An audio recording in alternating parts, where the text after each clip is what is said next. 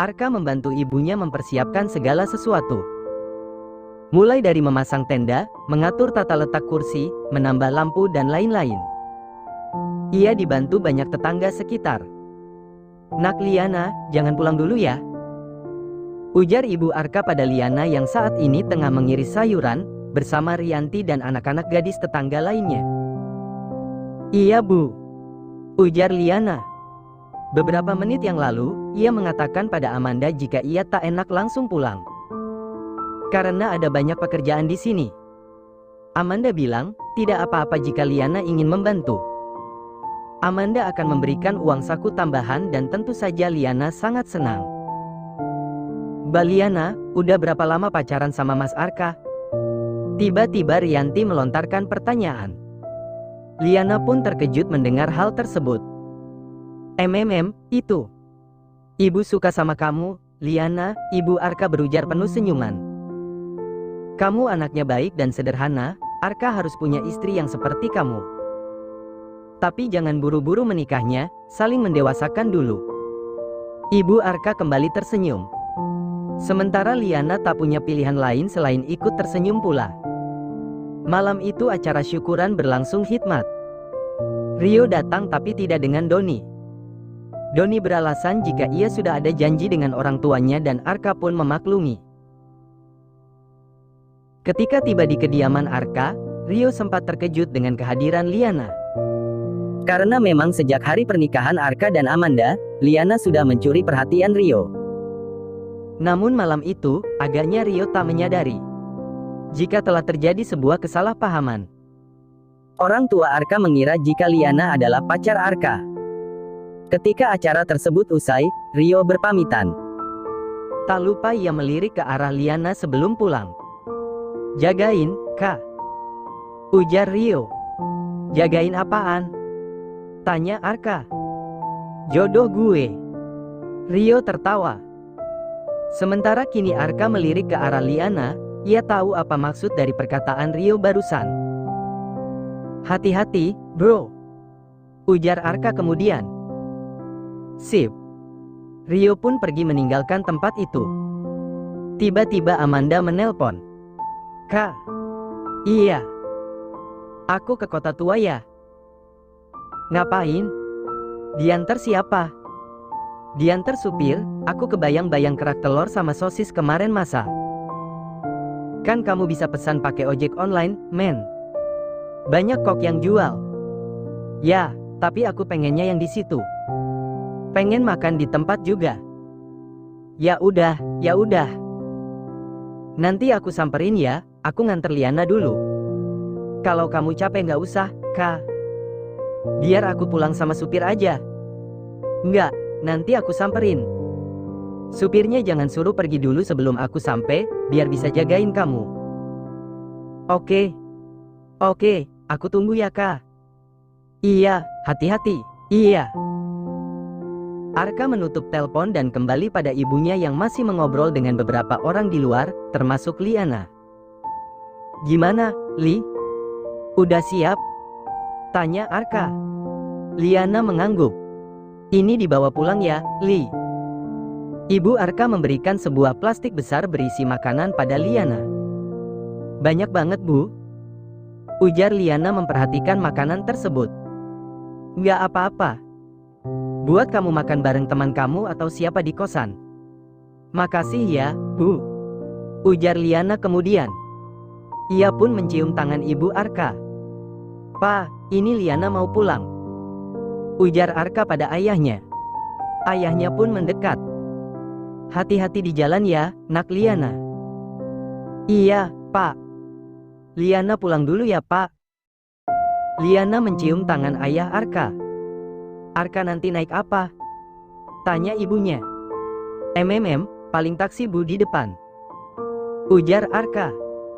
"Kenapa nggak pesan online aja, biar dijemput di sini?" Nggak apa-apa Bu, di depan aja," ujar Arka lagi. Mereka pun lalu berjalan meninggalkan rumah. "Tadi cerita apa aja, Li?" tanya Arka, ketika mereka sudah di dalam mobil. Banyak. Ibu kamu nanyain aku tinggal di mana. Nanyain kuliah juga sama kerjaan. Ada yang aku bisa jawab, ada yang bingung. Ujar Liana setengah tertawa. Maaf ya, Li. Ibu aku emang suka gitu orangnya. Nggak apa-apa kok, aku seneng. Kita ambil jalur dari kiri ya. Ujar Arka. Iya, langsung ke kosanku aja nanti. Ujar Liana kemudian. Mobil pun mulai merayap, Arka berjalan dengan kecepatan sedang. Karena Liana mengatakan jika dirinya takut berada di dalam kendaraan yang melaju kencang. Mereka berbincang di dalam mobil sambil tertawa-tawa. Sampai kemudian, mereka pun tiba di kosan Liana. Arka membukakan pintu untuk gadis itu, dan entah mengapa kini Liana terdiam menatap Arka. Seolah ia baru pertama kali diperlakukan seperti itu oleh laki-laki. Arka mengulurkan tangannya, lalu Liana menyambut dan menerima hal tersebut. Ia kemudian berdiri dengan bertumpu pada tangan Arka. Aku pulang ya. Ujar Arka kemudian. Liana mengangguk. Salam sama Bu Amanda. Ujar Liana. Kali ini Arka mengangguk, ia pun bersiap masuk ke dalam mobil. Namun kemudian, Bu. Dasar cewek murahan lo. Liana berteriak ketika seorang laki-laki datang dan secara serta-merta memukul wajahnya. Arka yang masih ada di tempat itu pun naik pitam. Heh, apa-apaan lo, Bu? Arka balas memukul laki-laki itu. Liana makin berteriak, sehingga mengundang perhatian para penghuni kos. Mereka semua keluar dan mencoba memisahkan. Ngapain lo mukul perempuan, bangsat? Teriak Arka pada laki-laki itu. Dia cewek gue, terserah gue, hak gue. Emangnya lo siapanya dia? Gue pacarnya yang baru, puas lo. Arka mengatakan itu secara serta-merta. Dengan maksud agar laki-laki itu segera pergi dan tak lagi mengganggu Liana. Namun laki-laki itu kembali menggapai Liana dan memukulnya berkali-kali. Arka pun tak tinggal diam, ia menarik dan menghajar pacar Liana tanpa ampun. Sampai warga kosan yang semuanya perempuan itu pun turun tangan. Mereka menarik paksa pacar Liana dan menghakiminya. Lo biasa aja dong, mas. Gue teriakin maling tahu rasa lo. Kasar banget jadi cowok. Para penghuni kosan memukul dan mengusir pacar Liana tersebut, hingga ia terdesak keluar pagar. Dasar murahan lo, Liana. Mentang-mentang itu cowok bermobil, matre lo dasar. Lo itu udah nggak perawan, tahu diri. Teriaknya. Liana menangis, ia kini berada dalam perlindungan ibu kos. Li, kamu nggak apa-apa? Tanya Arka. Liana menggeleng. Kini ia dibawa ke teras kosan untuk ditenangkan. Itu tadi pacar kamu? Tanya Arka pada Liana yang masih syok. Liana mengangguk sambil mengusap air matanya. Salah satu warga kos memberikan ia air minum. Dia emang kasar gitu orangnya, dari dulu. Liana makin terisak. Nggak pernah berubah. Lanjutnya kemudian. Udah berapa lama kalian pacaran? Tanya Arka. 4 tahun. Sering dia begitu? Tanya Arka lagi. Liana mengangguk. Dia kayak gitu karena kamu yang membiarkan. Lagi-lagi Arka berujar. Kali ini Liana menatap Arka. Kalau kamu nggak pengen lagi diperlakukan seperti ini, kamu harus ambil keputusan. Cuma kamu yang bisa menyudahi semua ini. Liana tertunduk, selama ini memang dialah yang selalu memberi kesempatan pada laki-laki itu. Meskipun ia selalu bersikap kasar. Liana selalu tak bisa berada jauh, dengan alasan terlanjur sayang. Arka kemana sih? Lama banget. Ujar Amanda sambil memakan sosis bakar di sisi supirnya, yang juga ia paksa untuk makan. Ini adalah tusuk yang ketiga yang Amanda makan. Padahal sosis tersebut besar ukurannya. Jika ia dalam keadaan normal, harusnya ia sudah merasa kenyang. Namun karena ada bayi lapar di dalam perutnya, Amanda jadi seperti merasa belum apa-apa. Pak, makan lagi pak. Pesan lagi tuh. Amanda memaksa supirnya. Udah bu, kenyang. Saya tadi tuh udah makan loh, sebelum jemput ibu. Makan nasi padang lagi saya. Ih, si bapak mah.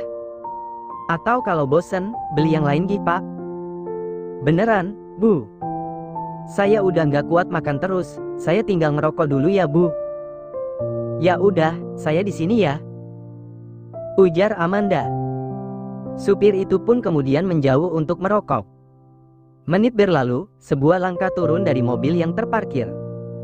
Lalu langkah itu menapaki tiap jengkal kawasan sisi timur kota tua. Langkah yang dulu seringkali berpijak di tanah ini setiap pulang sekolah. Langkah yang selalu tertuju pada suatu sudut, di mana matanya bisa bertemu pandang dengan seseorang. Tiba-tiba langit gelap dan hujan pun turun, namun si pemilik langkah tak gentar. Ia hanya mengembangkan payungnya dan terus melaju. Memang suasana seperti inilah yang ia inginkan, karena seperti mengingatkan pada masa lalu. Sementara di lain pihak, supir Amanda berlarian untuk memayungi wanita itu. Kemudian membawanya menuju mobil. Amanda melangkah, namun kemudian entah mengapa ia menoleh pada sosok yang kini berpapasan dengannya.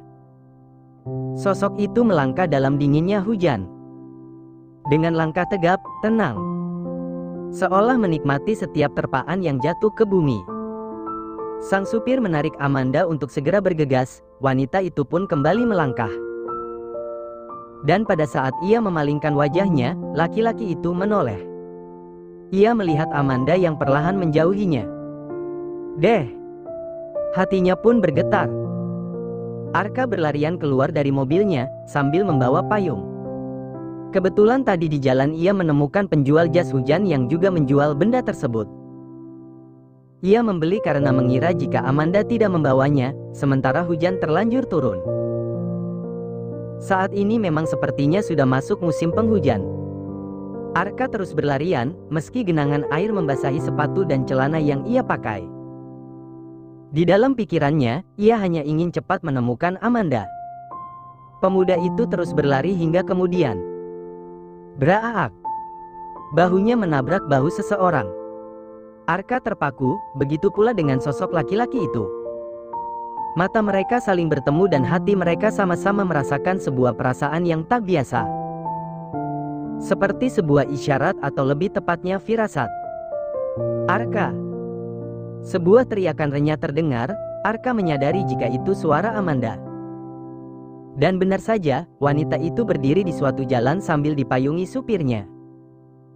Laki-laki yang menabrak Arka tadi melangkah. Namun, buruan, Arka. Amanda kembali berujar sambil masih tertawa-tawa. Laki-laki itu terdiam, seperti mengenali suara itu. Yah, basah semua kan? Ujar Amanda. Laki-laki itu menoleh, ia melihat ke wajah Amanda yang keburu tertutup oleh payung Arka. Laki-laki itu menghela nafas, cukup lama ia terdiam dan terpaku. Sampai akhirnya ia pun berbalik arah dan meninggalkan tempat itu. Kamu telat sih datangnya, ujar Amanda seraya melangkah. Arka lalu merangkul wanita itu dan mereka pun berjalan menuju suatu tempat. Pak, ngopi dulu yuk, ajak Amanda pada supirnya. Ia dan Arka mampir ke sebuah kafe yang masih berada di kawasan itu. Saya duduk di sini aja, Bu, ujar sang supir memilih tempat duduk yang agak jauh dari tempat yang hendak dituju Arka dan Amanda. Nggak mau gabung aja di sana, Pak? Tanya Amanda kemudian. Iya, Pak, sama kita aja di sana, timpal Arka. Nggak apa-apa, Bu, Mas. Biar Bu Amanda sama Mas Arka enak ngobrol berdua. Beneran nggak apa-apa Bapak di sini? Tanya Amanda lagi. Iya nggak apa-apa, Bu. Saya juga mau ngerokok soalnya.